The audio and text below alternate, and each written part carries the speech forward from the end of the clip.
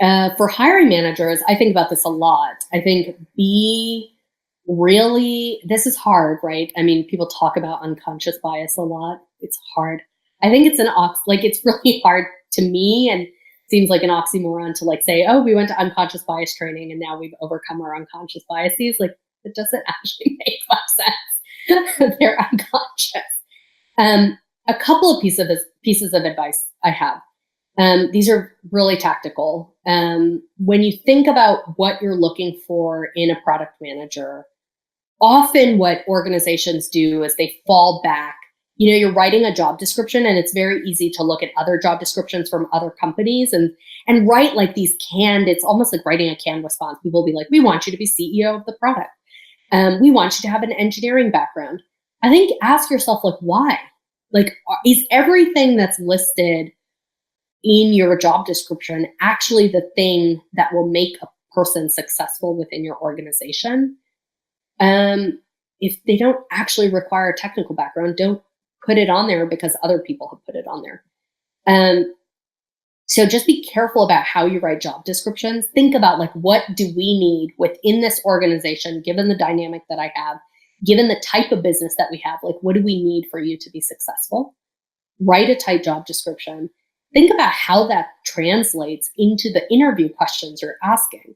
I often find that the job that product managers actually have to do day to day and the skills that they need to have every day are totally not reflected in PM interviews. I've never understood this. I've never understood why like certain organizations use these, and maybe it makes sense, but so many organizations use like PM case studies, or not even PM case studies. They'll use like a market sizing exercise and they'll be like, you're moving into this new market. What would you do? And like literally nothing the product manager would ever work on is around like, moving into a new market. You need somebody to execute. You need them to launch features. You need them to bring along an engineering team.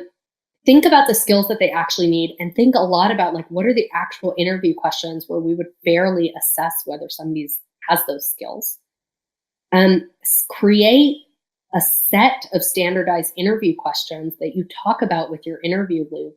Now, these are the tactics of hiring that I think it's really important. Structured interview questions that are tied to truthfully assessing the skills that you're looking for. Discussing as a hiring committee, like what is the right answer or what are we looking for?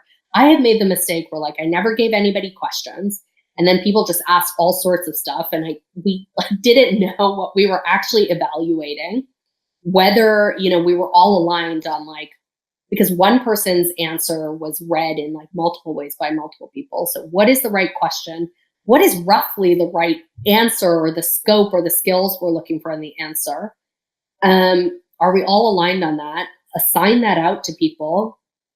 Have people do things like write feedback before we all get together in a debrief, before we talk about this candidate. And then they shouldn't be able to see each other's written feedback. You score and then you get together and then you say, what was everybody's, like, are you thumbs up or thumbs down and why? And does it all align back? Just doing that, it seems simple, but that helps take a lot of bias out. And it's not just bias in and of itself isn't bad. I mean, it's like damaging for people, but I also think the problem with bias is that it just gives you this weird myopic view of who the right people are for your organization. And you often end up hiring people that are not effective.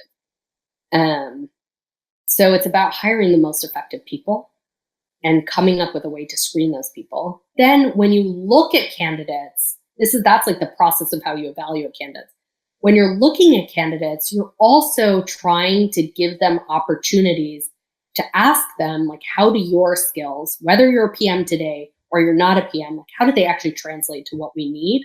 And prompt them, like, say, like, how do you think this job, maybe be explicit, maybe don't be explicit, but give them opportunities to do that translation for you. Because I think there are like two mistakes I have made and I see people make. You see somebody that was a PM at a company that you think is like your company, and you're like, oh, that person's a good fit. And you're already like 2/3 of the way towards hiring them. But then you actually talk to them and you actually talk about like, how would you approach this? Or tell me how you think this role translates to that. And you realize like, oh, dear God, this person would never like work here. So really force them to do that translation for you. Um, for hiring managers, I also tend to, it's exhausting if you're doing all of the resume screening and all of the phone screening. I tend to be very kind of like open. So if I see a resume where I'm like on the fence, I will always talk to the person. And if I then talk to them in the first screen and I'm still on the fence, I will talk to them a second time. Like I tend to not rule people out until like I really feel like I need to rule them out. That's really hard. Because people do the pattern matching, right? And they're like, oh, that person, like this is exactly like all of our other PMs, they'll be successful here. But I found you end up with candidates often what looks like success on paper or what looks like similarity on paper doesn't actually translate perfectly well. So you have to cast a pretty wide net.